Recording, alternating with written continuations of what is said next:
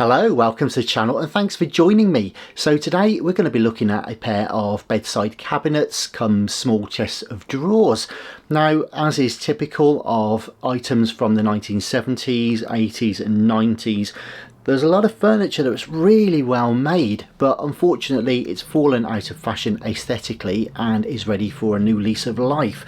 Now, we got hold of these actually from an estate sale, and again, as is quite common, people would have bought furniture back 30, 40 to 50 years ago, and it was such a lovely quality that if it was looked after, then it would serve them for literally their lifetime. But of course, they fall out of favour with modern tastes, and all they need is some TLC, a new colour scheme, perhaps some new ironmongery, and a bit of fettling along the way as well to bring them into tip-top functional working order. So that's enough of the introduction. Let's take a look, see what we've got. So here are today's project then, a pair of 4-drawer chests or nightstands, call them what you will. Very simple clean lines on these. I have to say they're extremely heavy, very thick chassis on these and thick double walled drawers, just really heavy things. And to be honest with you, not a great deal to do today. I think it's going to be more of a colour change. You can see some nicks and dings in there that we need to look at, and the ironmongery is quite old fashioned and fussy, but the rest of the units are quite clean looking, and I think we'll keep the aesthetic as it is apart from a colour change.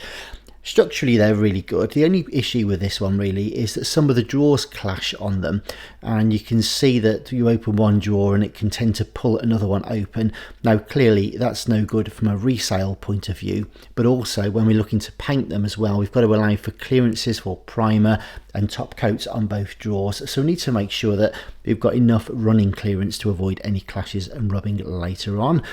So the first thing we want to do then is remove these face plates to get to the handles, because you can see we can't even get the handles off at the moment without removing the face plates, which is a little bit frustrating because there are 4 screws per face plate and of course 4 drawers per unit, 2 units, so we're in for quite a lot of screw removal today. The drawers are only held in by a couple of little screws here on the sides into their runners, so that's going to be quite useful for us. There is no adjustment within this runner here, so the only thing we're going to have to do is to remove the drawer on this one so that we can get rid of that clashing drawer issue. And to that end, as I say, remove those couple of screws, get this drawer out. A little bit tricky because those runners are designed to bite into that sort of laminate or vinyl covering over the drawers, but we just gently break those free there. And then with the drawer removed, it's easy to access the runner, so we can adjust that. First job then is a couple of pencil marks just to remind me exactly where the runner was as a reference point. We're only going to do an arbitrary 1 to 2 millimeters on this. I think that's all we've got to do anyway without it clashing on the top.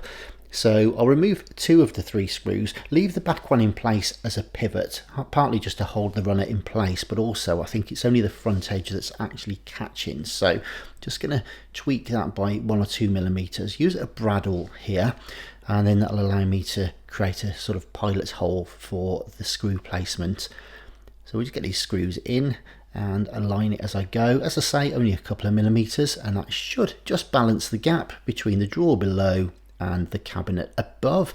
And you can see that it was clashing before, and now we've got plenty of clearance. So with that all done, we're ready to proceed. And I should just note that of course I did adjust both sides, just showed one there on the video. So we're removing one of the face plates now just to see what we're up against, and sure enough those are the mounting screws for the handles which will need to come out. So with that done, we're going to have to go ahead and do all of the other drawers as well. This was the first time I'd actually used this new DeWalt cordless drill. I did do a quick review video on it, so do check that out as well. But suffice it to say, I've been using it quite a lot since and continue to be very happy with its performance.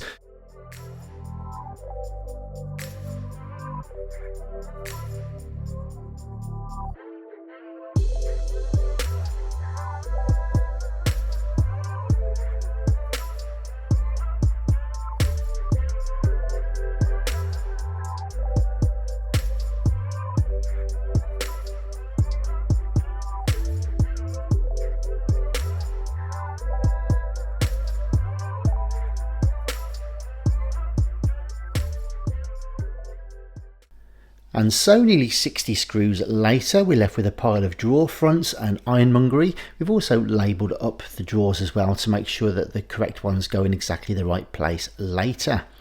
Now there are several decades of polishes, waxes and oils, so we've got to remove those to give ourselves a good chance for the primer to adhere a bit later.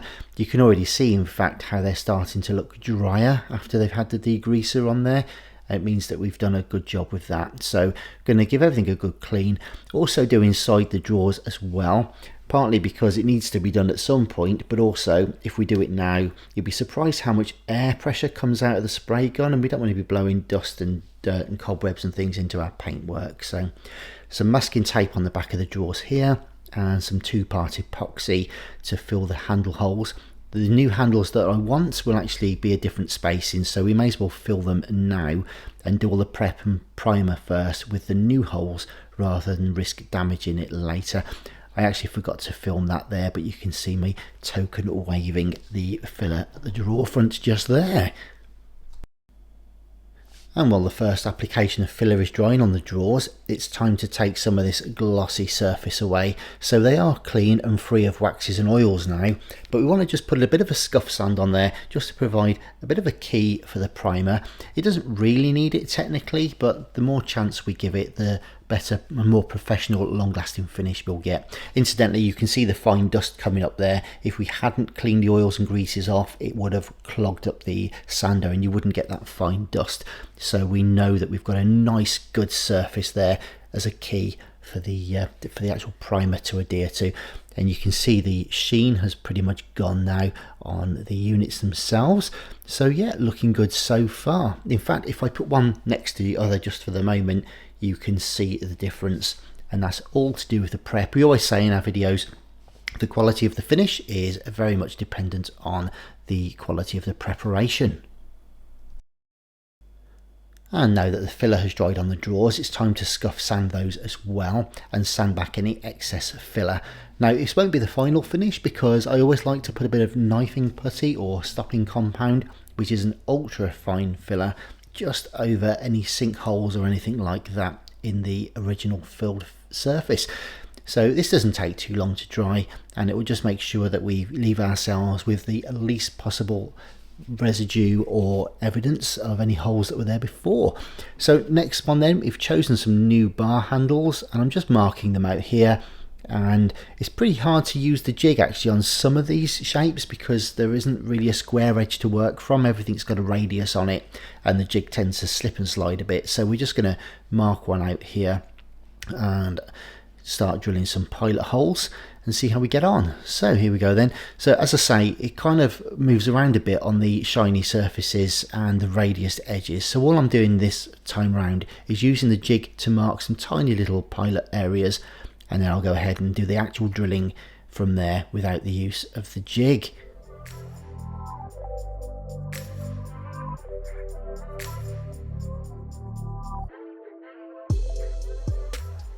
And it's time to open a brand new can of primer. Now we always use Zinza Shellac here at Designs by Arcadia, but we're going for grey today. We're going for a green top coat, and grey will be easier and a better finish for the top coat than trying to paint over white, so it'll need a good stir first, of course. So we're going to go ahead and put that on now. And this is where the time really is. I laugh because normally you kind of remove the drawers in their entirety. Because we've had to take the drawer fronts off, we've got a bit of a situation here where we're trying to precariously balance drawer fronts and roll the primer over all the different radius edges. We've got the 2 chassis out there, we've got 8 drawer fronts, and it's all a bit of a mess, and it's taking rather longer than it would normally do, because normally you can kind of use tape and drape mask off your drawers and just go from there really with the painting and the spraying. So this probably made the job take 2 to 3 times as long as it would normally do, but anyway, we persevere. It'll be worth it in the end.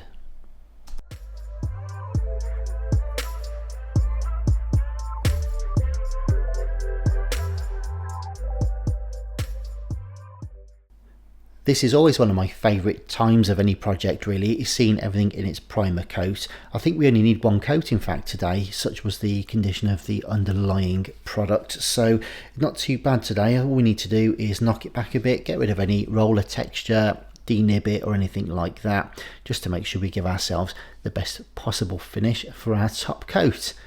All good stuff, and from here on in really we're on the home stretch. We're almost ready for the top coat now, so we're just going to mask everything off. Obviously don't mask anywhere you do want the paint, but on this situation we're covering up the drawers and indeed the drawer runners. The last thing we want is to get graunchy, bad, noisy running runners on the drawer, so make sure that that's protected from the paint. And the paint we're using today is another brand new can actually. It's Rustoleum After Dinner, a lovely thick furniture paint. It can be rolled on and brushed on, but here at Designs by Arcadia we almost exclusively spray our paints, so we just water them down a little bit to make them work better with the gun settings. So we're just going to sieve that as well, always sieve into the gun. And the first coat on this has got quite a fine fan on it. You might even see me adjust it here, I think. But essentially the first one is really like a scratch coat, just to bond onto the primer and to provide a key for any subsequent colour coats.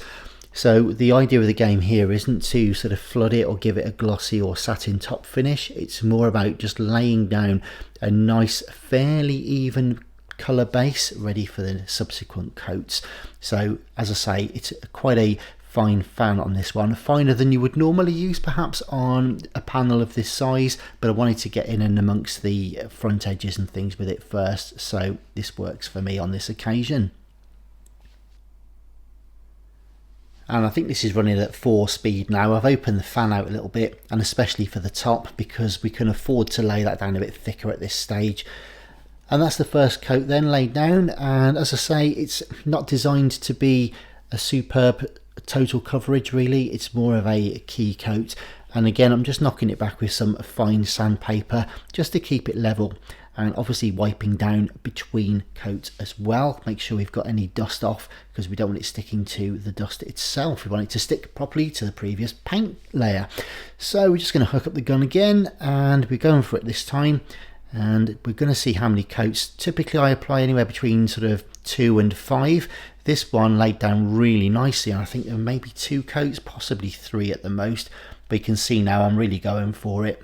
We can do a nice wide fan on this one, not the widest I've used, but certainly enough to get the paint on without it sagging or running or dripping.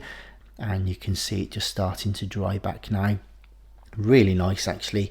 It's combed up really good, super pleased with the colour, and all we need to do now is just let it sit and cure for a little while and we'll be in business.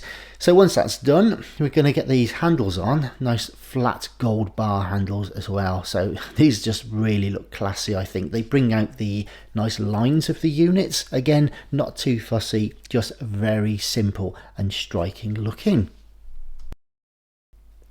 So with that done, we just had to repeat it a further 7 times, and that is the drawer front ready to go back. So all that remains really is to move the cabinets to the staging area, and yeah, looking good. Got the masking off there and attaching the drawer fronts now. You'll notice I'm using a normal screwdriver, not the power driver, because I'm very wary that I need to make sure the alignment is correct, and I want to use the manual driver so I can actually feel the screws going back into the correct holes in the correct way. It'd be all too easy to just try and drive these home with an electric drill and find that they're slightly wonky or out of alignment, and then we're back to square one with the drawers clashing. That's the last thing we want at this stage. Anyway, I think we're pretty much done, so I'm just going to finish this up. I'll see you on the other side of a fade to black for a final reveal.